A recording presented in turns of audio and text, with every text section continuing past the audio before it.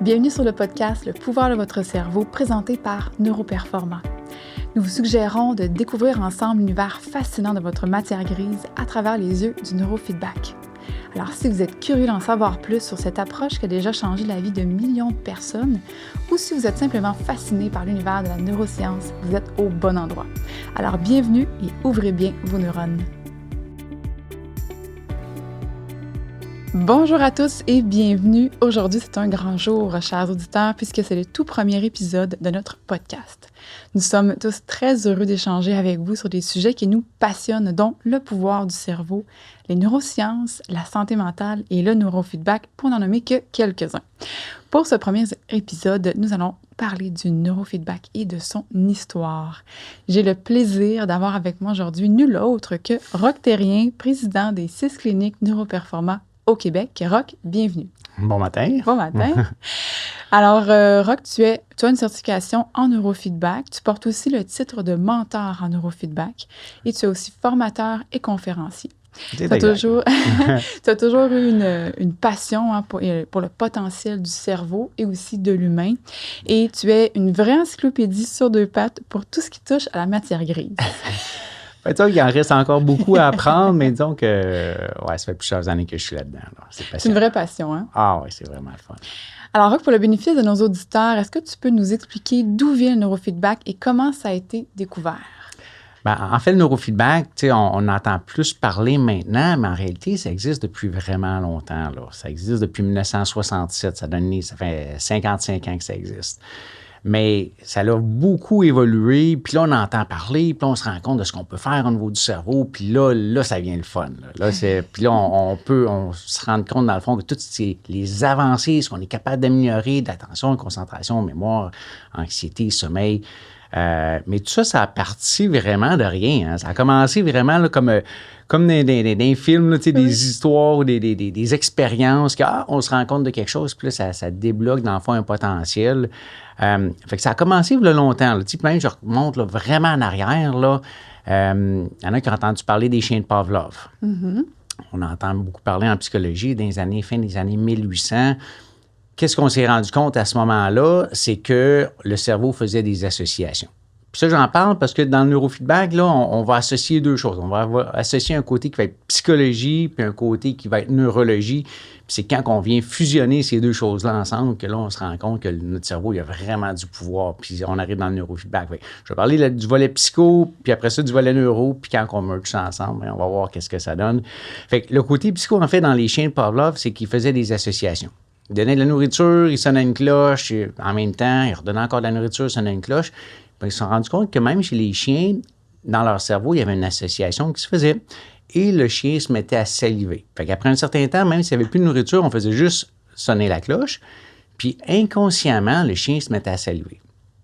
Quand je dis inconsciemment, c'est un volet qui est important parce que consciemment, le chien, il ne peut pas se mettre à saliver. Fait qu'il y avait vraiment une association physiologique qui se faisait dans le cerveau du chien. Après ça, là, dans le fond, à peu près une centaine d'années, on a été capable de faire l'enregistrement de l'activité électrique du cerveau. On s'est rendu compte qu'en mettant une électrode à la surface de la tête, le cerveau il émet de l'électricité, puis on est capable de le capter. Puis là où ça a changé, c'est en 1967. Ça fait longtemps, là. Puis là, c'est une expérience qui rallie des chats puis de l'électricité au niveau du cerveau. Puis c'est Barry Sterman.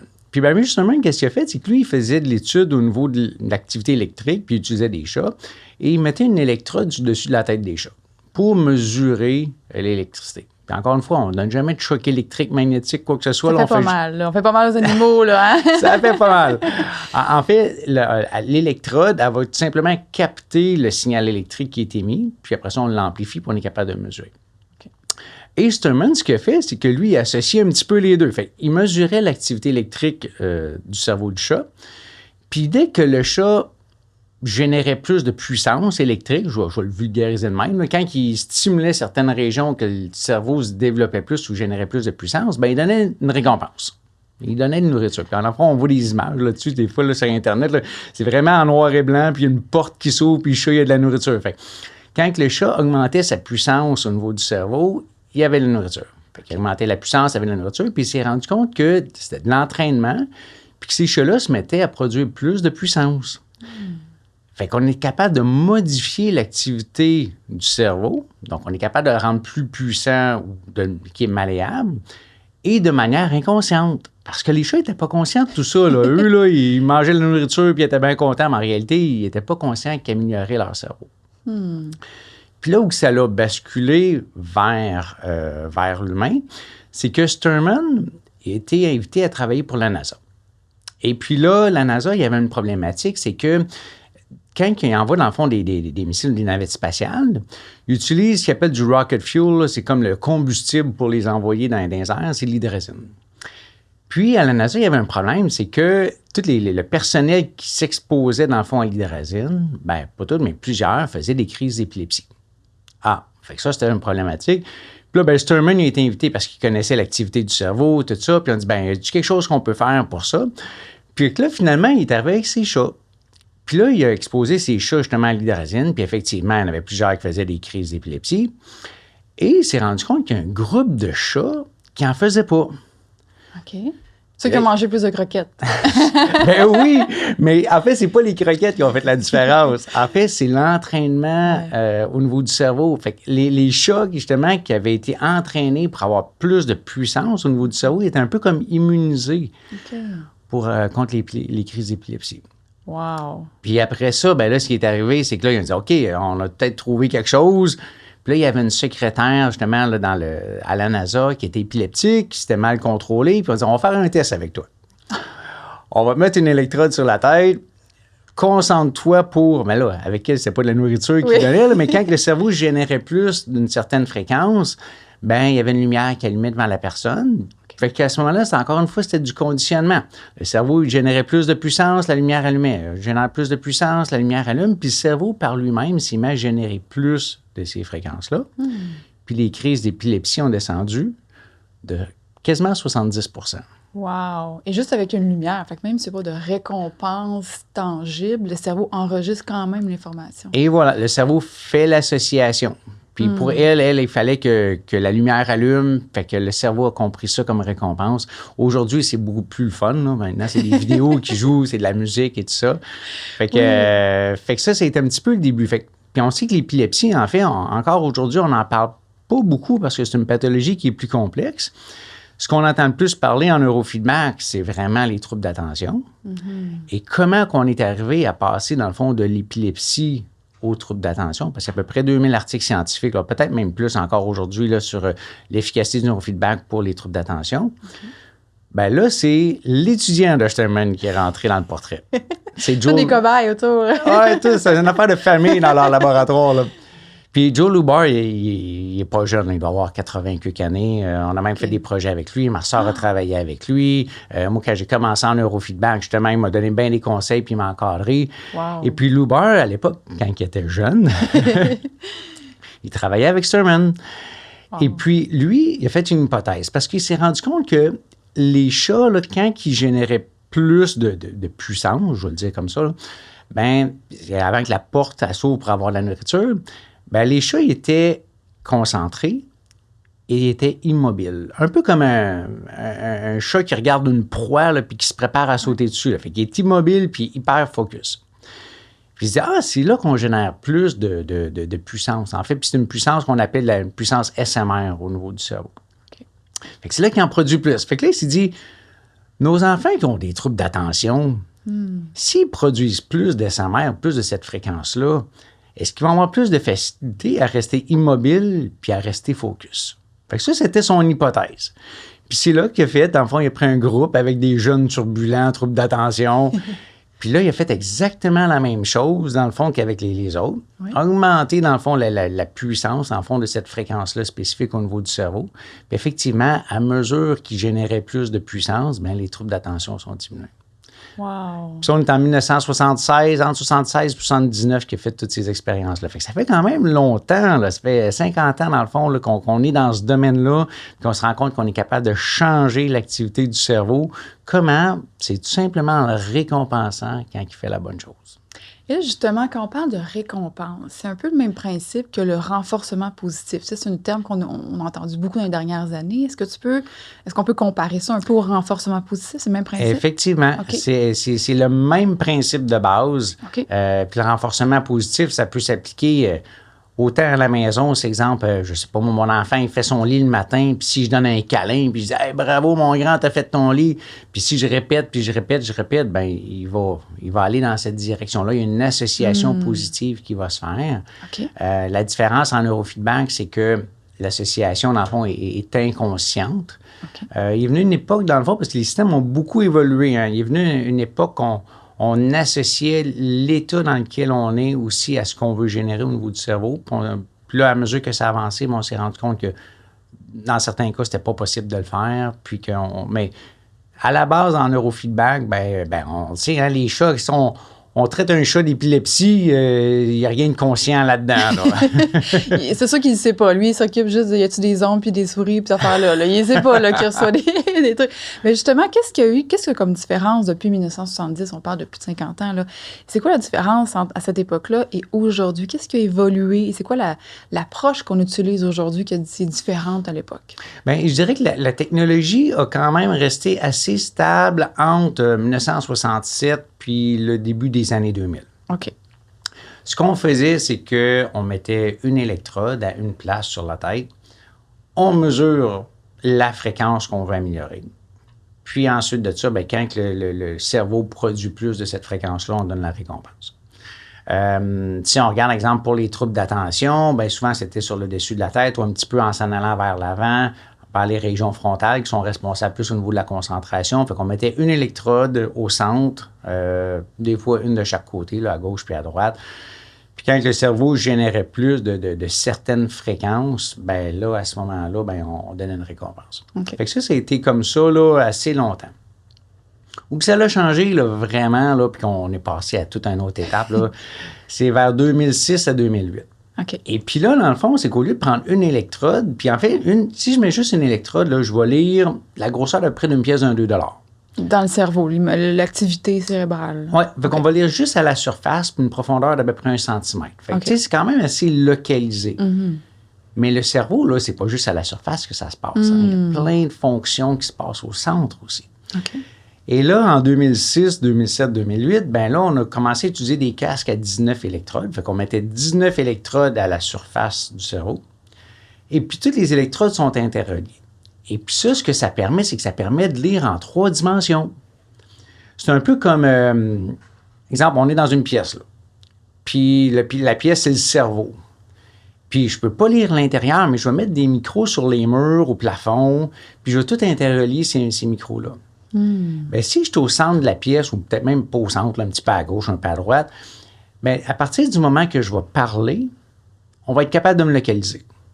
Pourquoi? Parce que si, exemple, je suis collé sur un mur, bien, le micro qui est plus proche, bien, il va percevoir le message plus fort et en premier, il va avoir un décalage entre lui puis le micro qui est à l'autre bord de la pièce, dans le fond, qui va avoir un petit décalage. Oui. Fait on est capable de localiser. C'est un peu comme une personne avec un cellulaire. Dès qu'il se retrouve au milieu de 3 antennes, on est capable de le localiser parce que le signal arrive plus rapidement à une antenne puis il y a un décalage avec les autres. Donc, c'est le même principe avec les électrodes. On peut aller jusqu'au centre du cerveau pour comprendre l'activité, même si on n'a pas un électrode en plein milieu. Et voilà. Fait qu'à partir de 19 électrodes, là, on reproduit le cerveau en 3 dimensions. Wow. Puis au début, on séparait le cerveau en 2700 régions. On est rendu à 12 700 régions qu'on est capable de lire dans le cerveau en 3 dimensions. Okay. Puis là, ça vient le fun. Parce que les régions du cerveau au centre, dans le fond, ils ont des fonctions aussi. Hein? Si on parle d'anxiété, là, ça se passe au centre du cerveau. C'est pas à la surface que ça se passe. Tous les circuits de mémoire, ça se passe là. La flexibilité mentale aussi, c'est plus au centre. Il y a beaucoup de régions en lien avec le sommeil aussi qui vont se passer plus au centre arrière. Fait, on est capable vraiment de voir le cerveau en 3 dimensions maintenant, faire une cartographie puis voir est-ce que mon cerveau va bien ou va pas bien. Puis c'est un peu comme une résonance magnétique maintenant qu'on est capable de voir, mais en 3 dimensions, puis c'est beaucoup moins invasif. Là, un électroencéphalogramme, ça coûte pas mal moins cher que... Ouais. Il n'y a pas de produits chimiques non plus qu'on doit mettre dans le corps et tout. Là, je pense que c'est quoi tu me dis autrefois, c'était des... C'est des PET scans. Ah, les PET scans, OK, Ouais. qui étaient vraiment plus invasifs à ce moment-là. Oui, parce qu'on doit injecter une substance un peu radioactive qui, Oh. au niveau du cerveau, on va la détecter, puis c'est ça qui nous permet de voir l'activité électrique du cerveau.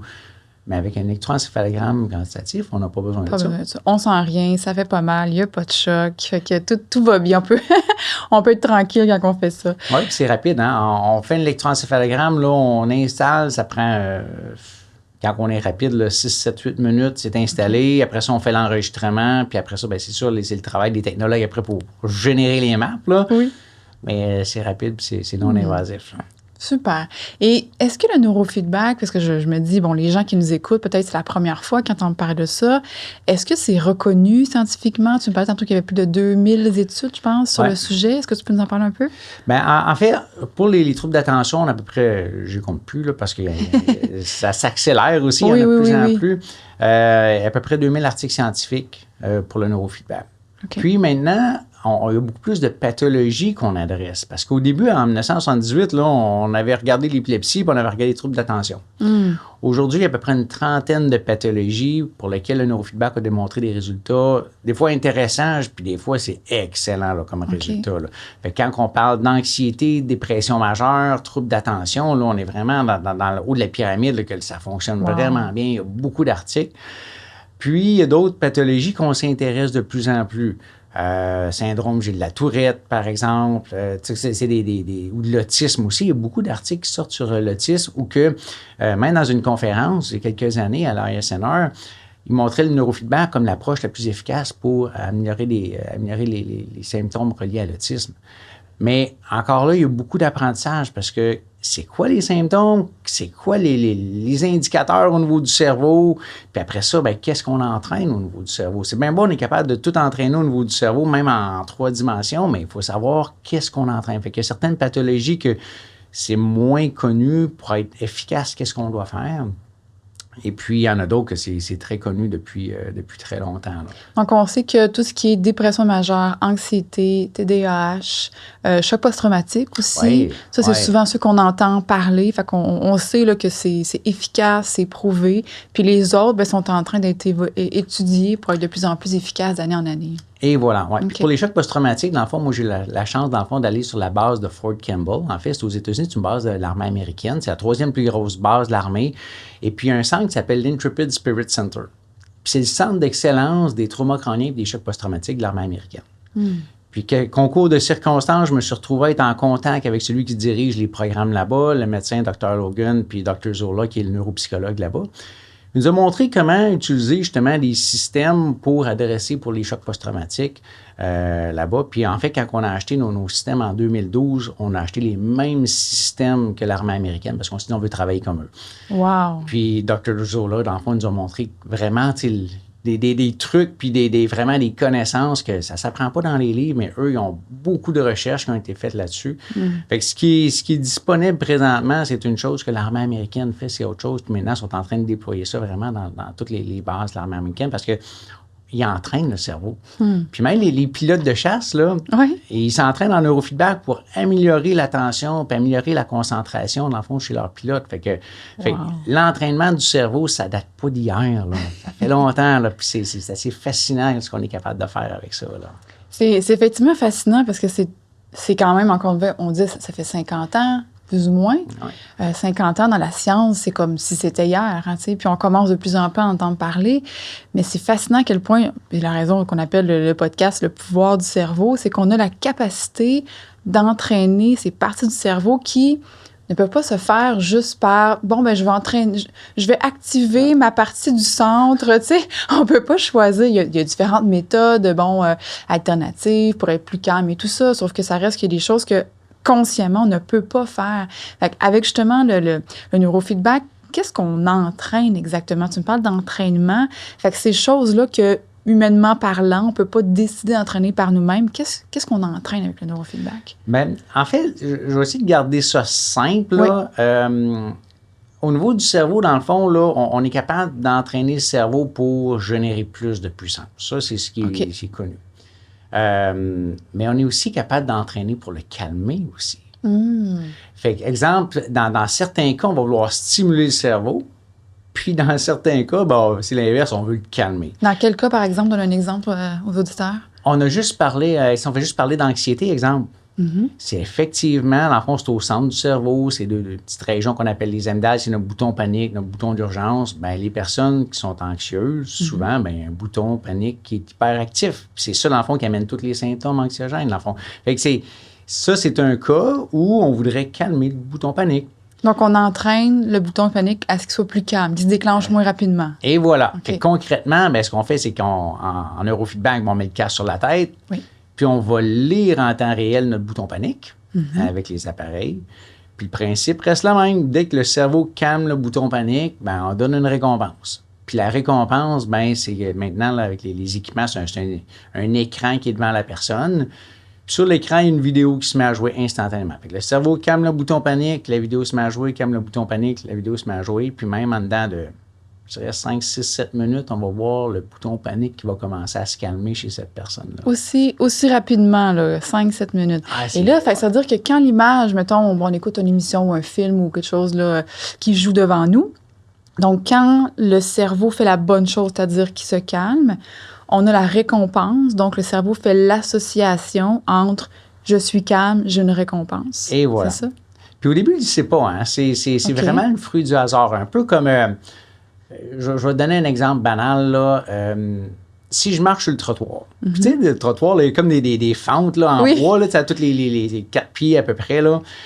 Puis si je marche sur le trottoir, puis que à toutes les fois que je pile sur cette chose de bois-là, je reçois un choc électrique. Au début, je ne le saurais pas. Je vais marcher, puis à un moment donné, je reçois un choc électrique, puis après un certain temps, je vais dire, c'est-tu quand que je pile là-dessus que je reçois un choc électrique? Puis là, je vais le tester, puis là, je dis oui, puis à partir de là, je pilerai plus dessus. Fait que le cerveau, au début, il ne sait pas. Puis là, il teste. Puis en dedans de 5-6 minutes, le cerveau fait l'association. Puis on le voit, ça. Même des fois, dans les expériences à la TV, on a vu ça. Oui. Tu mets un rat dans une cage, tu mets une pédale au fond. Quand il pèse sa pédale, il y a une porte qui ouvre avec de la nourriture. Au début, le rat, il ne sait pas. Puis il pense que c'est un peu aléatoire. Puis après un certain temps, il va le tester. Puis il va se rendre compte que c'est en pesant sa pédale que j'ai de la nourriture. Puis il va se mettre à peser sa pédale sans arrêt. Fait au début, le cerveau, il ne sait pas. Ouais. Puis après ça, il se rend compte, sais-tu quand que je calme mon bouton panique, la vidéo se met à jouer? Oui, je pense que c'est ça, il teste. Puis après ça, ce qui est fascinant, c'est que quand on voit les tracés d'électroencéphalogramme, on voit vraiment le bouton panique qui se met à se calmer. Là. Ça, c'est vraiment fascinant de voir ça. Là. Fait que oui, le cerveau, il est pas mal plus intelligent qu'on pense. Là. Il fait des associations, il teste, puis après ça, je me rends compte que c'est vraiment ça qu'il faut que je fasse. Puis là, il se met à se modifier par lui-même. Là. Puis c'est pas conscient, là, tout ça. Là. C'est vraiment le cerveau par lui-même. Il se met à apprendre puis se changer lui-même. Là. Puis automatiquement, plus qu'on va faire les fameux entraînements, plus que ça va s'améliorer et ça s'enregistre aussi pour toujours. Hein? Une de mes questions, c'était est-ce que ça dure dans le temps, les résultats? Donc, on peut peut-être déjà en parler. Oui. En fait, en clinique, on le voit, là, tu sais, les personnes qui s'entraînent, on revoit ces personnes-là quelques années après, puis c'est maintenu. Puis dans les études, je pense que l'étude la plus longue, c'est 10 ans après. Puis en fait, c'est Lou Barr. Quand je parlais de Lou Barr, là, c'est lui qui a fait une étude là-dessus 10 ans après les entraînements, puis les gains sont maintenus même après 10 ans. Wow. Fait que oui, c'est quelque chose qui perdure. C'est un peu comme... si j'apprends à faire du vélo, je suis jeune, j'apprends à le faire, puis je le fais assez souvent. Je le fais juste une fois, là, je ne l'apprendrai pas à long terme, mais c'est de la répétition. Oui. J'apprends à faire du vélo, je suis jeune, je le pratique. Même si je suis 10 ans sans faire du vélo, je rembarque dessus, je ne tomberai pas. Là. Parce que le cerveau l'a enregistré dans sa mémoire, si on peut dire. Je ne sais pas si c'est le bon terme. À long terme. Puis après ça, c'est toujours là. Contrairement, tu m'as donné un exemple vraiment intéressant à un moment donné où ce que tu disais que quand on parle d'entraîner, un peu, si on peut dire entraîner le cerveau, on compare souvent ça à quand on va au gym, on s'entraîne physiquement, ça prend un certain temps avant que le corps enregistre l'entraînement puis que le muscle prenne de la masse. C'est un peu le même principe où est-ce que ça se fait pas en claquant des doigts, ça prend un certain nombre d'entraînements de neurofeedback pour avoir des résultats concrets. Mais la différence entre l'entraînement du muscle et l'entraînement du cerveau, c'est que le muscle, si on arrête de l'entraîner après un certain temps, il redevient faible. Versus le cerveau, l'avantage, c'est que lui, il a enregistré l'information, donc il retient l'évolution, contrairement au muscle.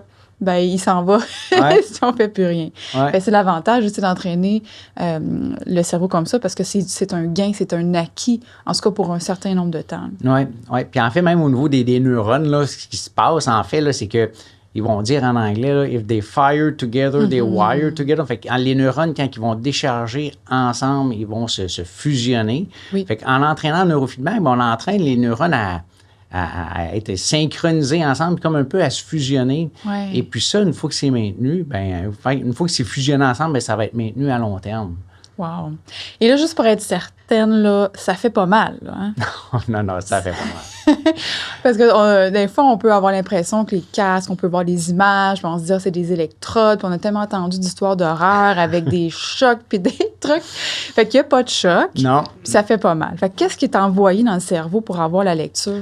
En fait, on n'en voit rien. Hein. C'est vraiment l'électrode, là, c'est une petite pièce métallique qui joue le rôle d'une antenne, tout simplement. Donc, elle capte, donc elle envoie rien. Elle fait juste capter. Puis en fait, c'est très faible. Hein, comme voltage, là, c'est 1 millionième de volt. Fait que c'est très, très, très faible. Mais vraiment, les appareils sont capables de détecter ça, vont recevoir le message, ils vont l'amplifier, ils vont rentrer ça dans l'ordinateur, puis là, les logiciels maintenant vont interpréter tout ça. Fait que non, on n'émet jamais rien. Ça fait pas mal. Des fois, c'est juste, des fois, le casse. Est-ce que c'est inconfortable? On s'entend que c'est peut-être pas là. Mais souvent, on s'habitue assez facilement à ça. Il n'y a vraiment pas de problème. C'est juste au niveau du look. Au niveau du look, c'est moins sexy, mais on s'en fout rendu là. On veut juste avoir des résultats. Est-ce que ça peut changer ma personnalité? Tu sais, mettons, j'arrive avec... je vais vous voir, puis j'ai un problème d'anxiété ou TDAH, peu importe. Et là, je vais entraîner ces parties du cerveau qui ont besoin d'être améliorées. Est-ce que ma personnalité ou mes forces, mes qualités vont changer? Non, ça change pas ça change pas la personnalité. Mais ça peut changer des fois certains comportements. Exemple, si je suis anxieux, puis que j'ose pas aller voir mes amis, j'ose pas sortir de chez moi parce que l'anxiété, dans le fond, ça me ronge puis ça me paralyse. Ben là, on peut s'attendre que si je travaille en neurofeedback puis je deviens moins anxieux, ben oui, ça peut changer mes comportements, que là, j'aurais pas peur de sortir. Et fait que ça peut changer des comportements comme ça. Oui. Ou, exemple, les personnes qui ont des troubles d'attention, des fois, vont avoir de l'impulsivité aussi parce que, en fait, c'est au niveau du front que ça se passe. Les lobes frontaux fonctionnent au ralenti. C'est eux qui ont un rôle de jugement, de contrôle. Fait qu'à mesure que j'entraîne ces régions-là, ben je vais avoir plus de contrôle, je vais avoir plus de jugement. Fait que l'impulsivité, tout d'un coup, je vais devenir moins impulsif. Ça, c'est le genre de choses, mais on ne change pas la personnalité de la personne. On ne change pas la personne, mais des fois, quand on a certaines problématiques, on peut l'adresser de ce côté-là. Puis quand on entraîne en neurofeedback, avant de commencer, c'est comme aller au gym, c'est quoi les objectifs qu'on veut, puis c'est ça qu'on va entraîner. Fait que quand on a certaines forces, on n'y touche pas. Quand on a des faiblesses, on veut travailler sur les faiblesses. Puis des fois, avec les athlètes, on a certaines forces qu'on veut juste renforcer davantage. Ça aussi, on est capable de faire. Fait que il y a beaucoup d'axes avec lesquels on est capable de travailler en neurofeedback. Puis c'est comme l'entraînement. On dit qu'est-ce que je veux faire, qu'est-ce que je veux entraîner, puis on va cibler ça, puis on va entraîner les régions du cerveau qu'on a besoin d'entraîner pour s'améliorer. Fait que si par exemple, on reprend l'exemple de, par exemple, TDAH qui a tendance à être trop impulsif, à prendre des décisions un petit peu trop spontanées, sans trop réfléchir aux impacts, ça peut être un objectif de dire, je veux être plus, comment on pourrait dire, plus conscient de mes choix, ou, tu sais, on va aller entraîner cette partie-là, pas pour l'enlever complètement, mais juste pour la rééquilibrer, est-ce qu'on peut dire ça comme ça? Donner plus de puissance, on a plus de contrôle. Plus de contrôle. On va améliorer cette partie-là qui est soit hyper active ou qui fonctionne au ralenti. Donc, on rééquilibre un peu. On donne la puissance à cet espace-là pour qu'elle soit plus optimisée ou positive, si on peut dire ça ainsi. OK. Tu sais, quand on fait l'électroencéphalogramme au début, quand on fait notre map en 3D, dans le fond, au niveau du cerveau, là, ça, moi, j'aime ça voir ça. Là. c'est très révélateur. Là. Puis à partir de là, là, on est capable de dire, qu'est-ce que je vais améliorer? Puis là, ça va nous orienter vers une région du cerveau, dans le fond, qu'on va vouloir travailler. Puis on va regarder après ça toutes les données pour dire, qu'est-ce qui va bien, qu'est-ce qui va moins bien. Puis là, on fait un plan de match là-dessus. Puis après ça, en neurofeedback, on va dire sur quoi qu'on travaille. Non, c'est une partie qui est vraiment le fun. C'est vraiment facile. Je pense que tu aimes ton métier, n'est-ce pas? Oui, oui.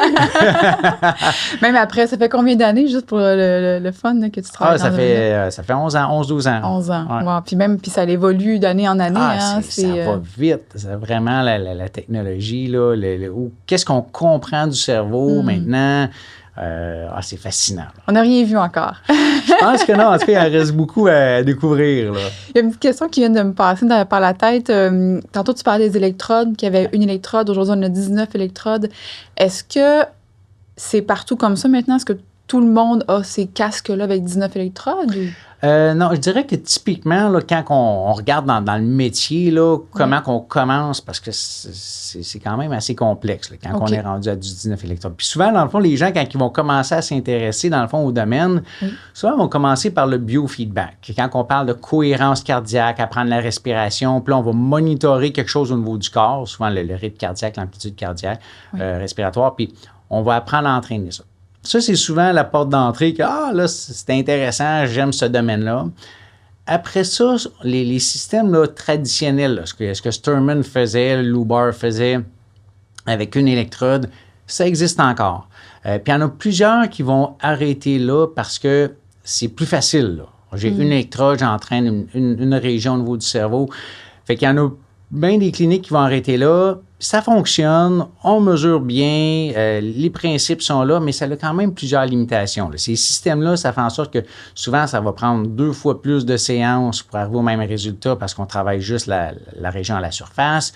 Si on a des problématiques qui sont au centre du cerveau, exemple, c'est des problèmes au niveau de la mémoire, au niveau de l'anxiété, ben on n'a pas accès. On n'a pas accès. Fait qu'on n'est pas capable de lire, on n'est pas capable de l'entraîner. Fait que ça, dans ce temps-là, les taux de succès sont pas mal plus faibles.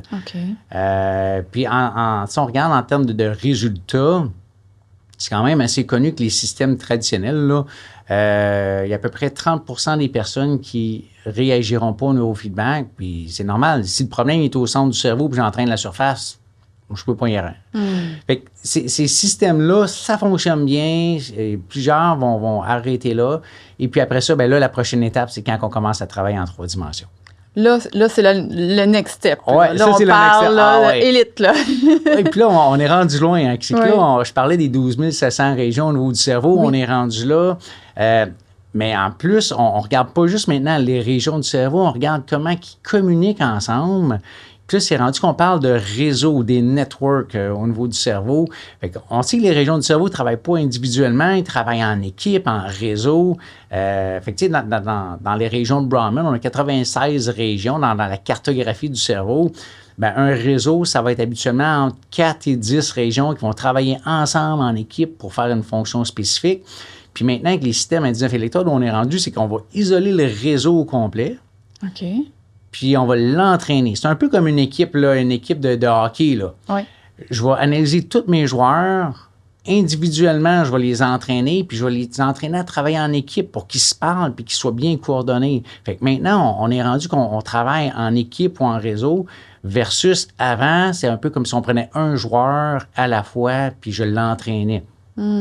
Fait que je ne l'entraîne pas avec le reste de son équipe. Je l'isole, puis il faut que je sois chanceux. Il faut que ce joueur-là soit à la surface du cerveau, parce que s'il est au centre, il ne pouvait pas le faire.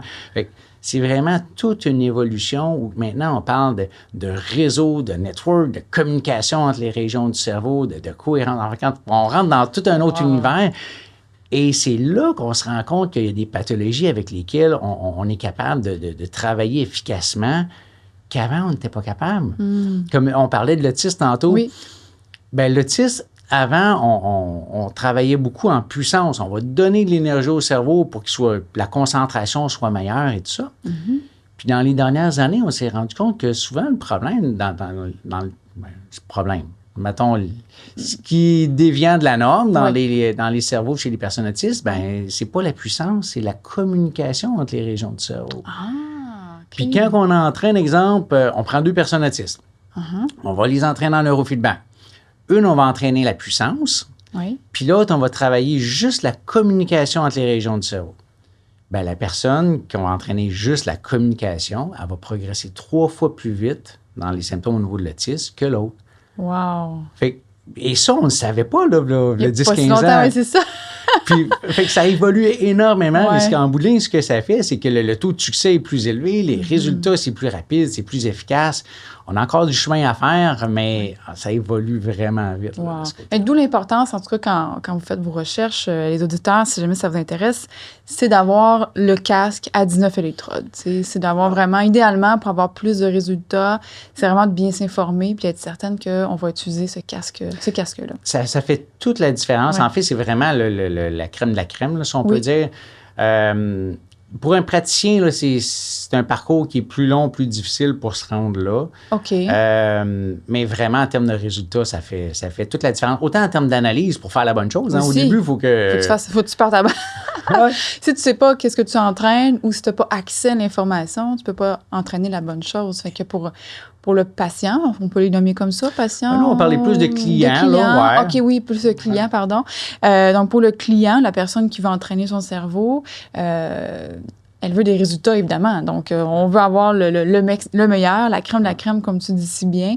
Alors, c'est une information qui est vraiment importante pour ceux et celles qui aimeraient peut-être aller vers cette approche-là.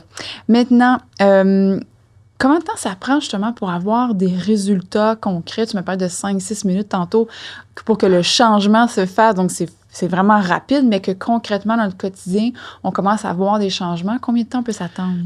Habituellement, là, si je veux parler juste des nouveaux systèmes, là, 19 Oui. électrodes. Ben, Oui. Souvent, là, à l'intérieur de 5-6 séances, la personne voit déjà des changements. Au niveau du cerveau, comme tu disais, c'est pas mal plus rapide. 5-6 minutes, puis on voit que ça bouge. Là, ça, c'est fascinant. Mais c'est inconscient, fait qu'on ne verra pas. Non. OK. On ne le voit pas, on ne le sent pas après une séance, même s'il y a des changements au niveau du cerveau. C'est un peu comme aller au gym. Hein? Ouais. Si je vais au gym, je m'entraîne une fois, je me regarde dans le miroir, ben je Le six-pack n'est pas arrivé, là. Non, il n'est pas arrivé le six-pack. Après 5-6 fois que je vais au gym, là, ça peut commencer à apparaître. Fait que c'est un peu la même chose, dans le fond, au niveau du cerveau. Puis après ça, ben quand est-ce qu'on arrête? Souvent, là, 10-12 séances, là, la personne, souvent, elle atteint ses objectifs, mais là, ça dépend. On ne part pas tous du même point de départ. Ouais. L'ampleur des, j'aime pas dire des problèmes, là, de la situation, de la problématique n'est pas la même. La condition est différente, oui. On progresse au rythme différent. Si on a un réseau dans le cerveau qu'on a beaucoup de travail à faire, ben ça va être un peu plus lent que si c'est des choses plus pointues. Oui. Mais en général, c'est ça. Fait qu'on voit les changements au niveau du cerveau dans une séance. Ça, c'est drôle. 5-6 séances, 4-5-6 séances, on voit les changements qui apparaissent. Puis après ça, 10-12 séances, là, souvent, là, on atteint nos objectifs. Wow. Puis évidemment, quand on parle d'objectifs, c'est par exemple une personne qui arrive avec une pathologie qui va être le TDAH. Et chacune, on va en parler plus précisément dans d'autres podcasts, c'est vraiment sur chacun des sujets. Mais juste pour donner une idée, quand on entraîne un objectif, ça ne veut pas dire qu'on règle tout du premier coup avec cet entraînement-là. On peut entraîner une portion, après ça, on entraîne un autre et on optimise étape par étape. Fait que chaque pathologie a on peut dire, un protocole différent. Oui, effectivement. En fait, on parlait de réseau dans le cerveau. Fait que quand on parle d'un réseau, c'est une équipe de régions qui travaillent ensemble pour faire une fonction spécifique. Okay. Avec cet exemple, on parle de l'anxiété, ben on a un réseau principal au niveau du cerveau, fait qu'on adresse dans le fond ce réseau-là, puis souvent ça se règle assez facilement de ce côté-là. Si on parle des fois de troubles d'attention, ben là, il y a plusieurs réseaux qui sont impliqués. Est-ce que c'est plus le volet fonction exécutive qui va être la planification, l'organisation, la résolution de problèmes, ou ça va être plus la mémoire, le problème? Des fois, ça va être l'attention soutenue, qui est la capacité de maintenir l'attention longtemps. Fait que ça peut être différents réseaux. Puis dans certains cas, la personne, elle pense qu'elle a des difficultés au niveau de l'attention, mais c'est l'anxiété qui est le problème. Fait que quand on fait l'analyse au départ, ben les données vont nous dire ben, quel réseau fonctionne bien, quel réseau fonctionne moins bien. Puis on entraîne un réseau à la fois.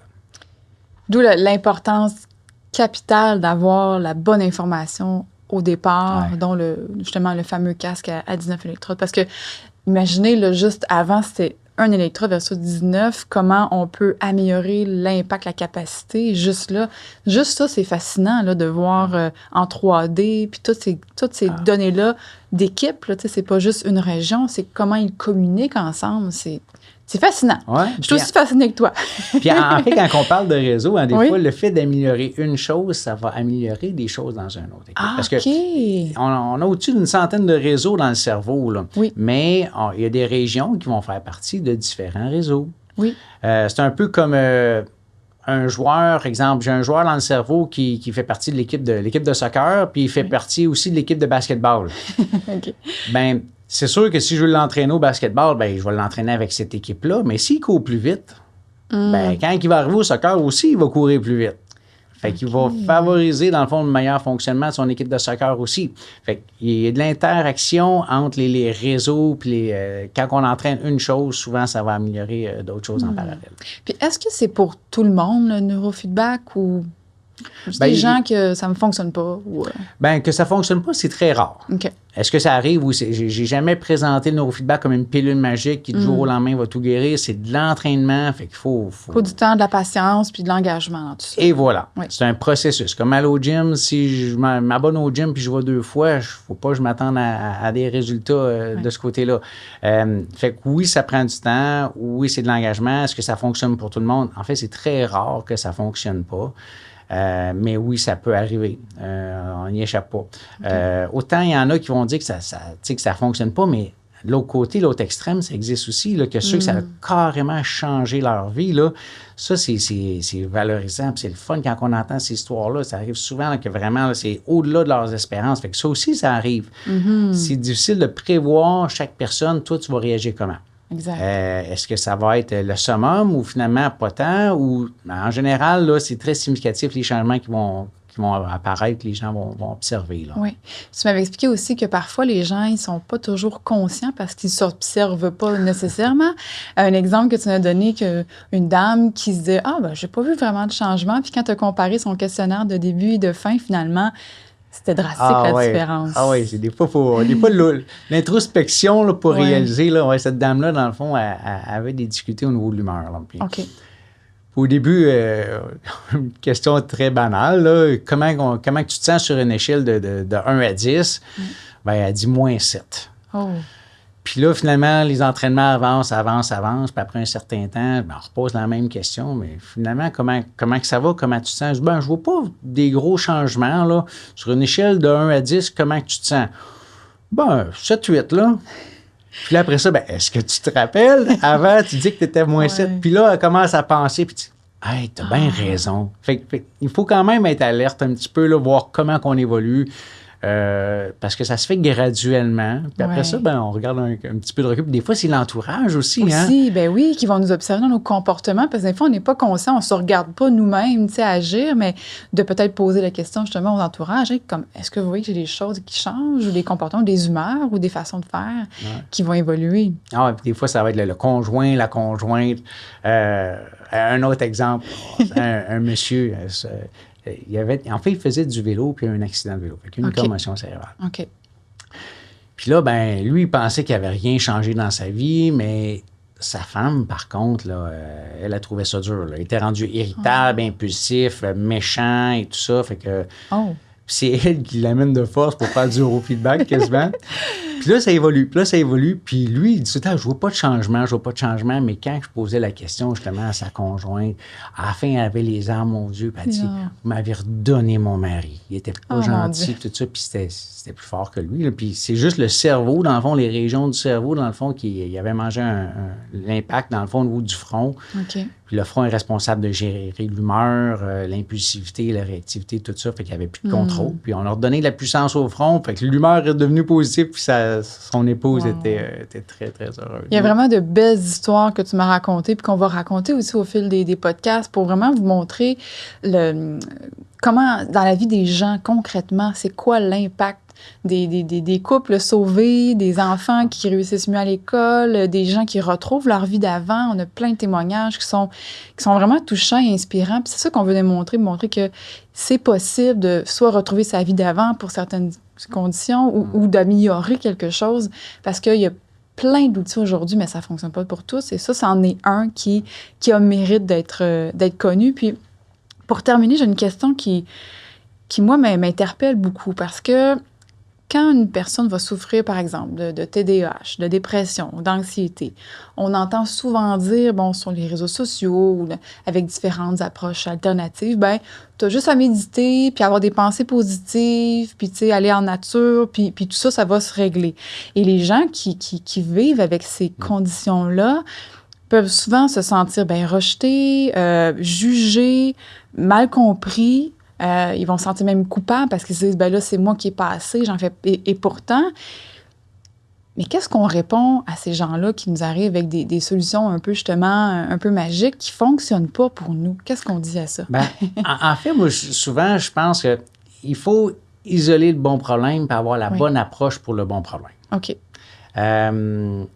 Et dans le fond, si c'est une difficulté qui est neurologique, ça prend une approche neurologique pour la régler. OK. Si le problème est physiologique, ça prend une approche physiologique. Puis si, dans le fond, c'est psychologique, ça prend une approche psychologique. Fait que, oui, exemple, méditer et tout ça, oui, ça amène la personne à se calmer. Mais si mon cerveau, il n'a pas ces capacités-là, ça va être bien difficile, hein? Fait que de ce côté-là, le neurofeedback, ça adresse ce volet-là qui est neurologique. Un petit peu comme si j'ai mal au cou, exemple, prenons l'exemple des commotions cérébrales. Oui. Si la problématique, la tête va bien, mais que c'est le cou qui est problématique, puis j'ai mal au cou, le neurofeedback ne pourra pas aider. Il va y avoir un physio, un chiro, un ostéo qui va s'occuper du volet, dans le fond, neurologique. Oui. La même affaire, si dans ma vie, c'est ma relation de couple qui est difficile puis que je ne suis pas capable d'en parler, tout ça, le psychologue va faire une très bonne job de ce côté-là pour t'accompagner. Mais le cerveau, d'un côté neurologique, là, c'est le centre de contrôle. Oui. Puis si on se rend compte qu'il y a des choses là-dedans qui vont moins bien, en fait, on veut juste améliorer, on est capable de l'améliorer. Puis on va le voir, on parlait de méditation.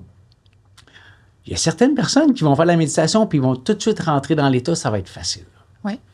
Puis il y a d'autres personnes qui vont essayer, ils ne sont pas capables, ils décrochent, ils ont mille et une pensées, ils sont stressés, ils ne sont pas capables de rentrer dans l'état. Ça les rend plus anxieux même parfois de faire la méditation. Et voilà. Puis c'est drôle parce que quand on fait l'électroencéphalogramme, on se rend compte que ces personnes-là, souvent, ils ont un cerveau qui est hyperactif. Fait qu'on a beau consciemment essayer de dire, calme-toi, le cerveau, lui, il roule. Fait que le volet neurofeedback va souvent être efficace pour calmer. Ouais. Puis à mesure, justement, les personnes justement qui pratiquent la méditation, en neurofeedback, on est capable d'augmenter certaines fréquences. Les fréquences alpha qui nous permettent de se sentir bien, de se sentir calme, de se sentir zen. Chez certaines personnes, on va vouloir entraîner le cerveau pour qu'il en génère plus. À mesure qu'il en génère plus, ces personnes-là vont dire « Hey, je fais de la méditation, puis là, je suis rendu une étape plus loin. Là, vraiment, je suis capable de rentrer dedans, je suis capable de me sentir bien, chose que je n'étais pas capable avant. Fait que le rôle du cerveau est quand même assez important à plusieurs égards, mais ça n'enlève rien au reste. Là.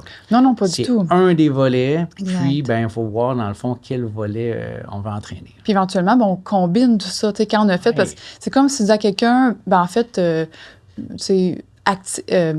pas active, mais calme ton amygdale. Peux-tu, s'il te plaît, calmer ton amygdale? Attends un peu. Ça y est, ça se fait pas comme ça. Ça se fait. Fait que c'est comme quand on dit, calme-toi ou fais des pensées positives ou médite. Ce qu'il faudrait plus faire, c'est calmer son amygdale. Et c'est là que nos feedback va entrer en ligne de compte quand on parle d'anxiété, par exemple. Mais quand on va faire le neurofeedback, on va faire l'entraînement de la partie pour laquelle on n'a pas le contrôle. Mais pour ce qui est du reste, par contre, c'est-à-dire notre environnement, nos bonnes habitudes de vie, c'est-à-dire justement de s'entraîner, marcher, mieux manger, mieux respirer. Évidemment, tout ça va venir amplifier les résultats parce que c'est encore un travail d'équipe. Si on fait juste un ou juste l'autre, il peut y avoir des résultats, mais là, c'est vraiment quand on les combine, surtout avec le neurofeedback, là, on va avoir vraiment des effets décuplé qui va ensuite de ça nous amener plus de résultats avec la méditation, plus de bien-être. Et c'est comme un cercle vertueux. Hein? On n'est pas dans le cercle vicieux, on est dans l'inverse, dans le cercle vertueux. C'est un peu comme si je vais au gym. Par exemple, le gym, ça, c'est l'entraînement du cerveau, c'est le neurofeedback. Ça, c'est une chose. Oui. Et le reste qui va autour, qui va améliorer, exemple, si je m'alimente bien, je prends mon shake de protéines, le soir, je me couche puis je dors. Tout ça, ça va améliorer les résultats. Ouais. Mais si je fais juste prendre mon shake de protéines ou je fais juste dormir plus, est-ce que je vais développer ma masse musculaire? La réponse est non. Fait que souvent, ça va travailler vraiment en synergie pour amener plus de résultats. Pour amener plus de résultats. Génial. Et pour terminer, mon cher Roch, est-ce que c'est couvert par les assurances, tout ça? Souvent, oui. En fait, chaque personne a un programme d'assurance différent de son employeur, mais la majorité des personnes vont avoir une couverture, dans le fond, pour le neurofeedback. Ça va passer en psychologie. C'est des psychologues, des neuropsychologues, dans le fond, dans les cliniques qui prennent les personnes en charge. Fait que voilà. Fait que, Ah non, c'est une bonne question, ça, justement, j'avais oublié. Fait que ceux qui s'occupent de nous, c'est les psychologues ou neuropsychologues ou des technologues, hein, c'est ça? Oui. OK. Toute la partie, dans le fond, là, lecture de l'activité du cerveau ou électroencéphalogramme, chez nous, c'est juste des technologues qui font ça. C'est des personnes là, qui ont fait une technique, 3 ans d'études juste sur l'enregistrement de l'activité du cerveau. Fait que c'est eux qui vont faire ça. Et c'est un travail qui est conjoint avec les psychologues, neuropsychologues, qui, eux, vont faire l'interprétation. C'est eux qui vont rencontrer les clients, déterminer justement c'est quoi les objectifs, c'est quoi les problématiques, c'est quoi les enjeux. Fait que c'est vraiment un travail d'équipe pour faire un plan de match, dans le fond, pour après ça, pouvoir s'entraîner. Fait qu'on est bien encadré parce que ça reste qu'on donne un peu notre cerveau, là, tu sais. Fait qu'on veut être sûr d'avoir les bons outils, le bon matériel de qualité et les bonnes personnes qui vont s'assurer de bien entraîner notre cerveau. Oui. Les technologies, là, ça prend juste les bonnes personnes parce qu'on ne s'improvise pas dans ce domaine-là. Du jour au lendemain, neurologue ou neurophysiologue, comment on dit, quelqu'un qui est neuropsy ou neuropsy. Génial. En conclusion, le neurofeedback, ça fonctionne. Hein? Ça fait pas mal, pas de choc, pas rien de ça. C'est une alternative non médicamenteuse et non invasive. C'est reconnu scientifiquement et les résultats sont durables dans le temps. Alors, chers auditeurs, si vous, une personne que vous connaissez, pourrait bénéficier de cette solution, je vais vous inviter à consulter notre description pour découvrir tous les détails et les liens. Alors, merci, Roch, pour toutes ces précieuses informations. C'est un plaisir. Comme dit le dicton, nous allons nous coucher plus intelligents ce soir, n'est-ce pas? Avec tout ça. Merci à tous pour votre écoute et on se donne rendez-vous pour le prochain épisode. À bientôt. Merci, Roch. À bientôt. Merci de votre écoute. Et si vous êtes curieux de savoir comment le neurofeedback pourrait vous aider à créer des changements positifs et durables dans votre vie, eh bien, je vous invite à prendre une consultation gratuite avec un de nos conseillers qui se fera un plaisir de vous aider et de répondre à toutes vos questions. Vous pouvez vous rendre dans la section description de chacun des épisodes et tous les détails s'y trouveront. Alors nous, on se redonne rendez-vous dans un prochain épisode. À bientôt!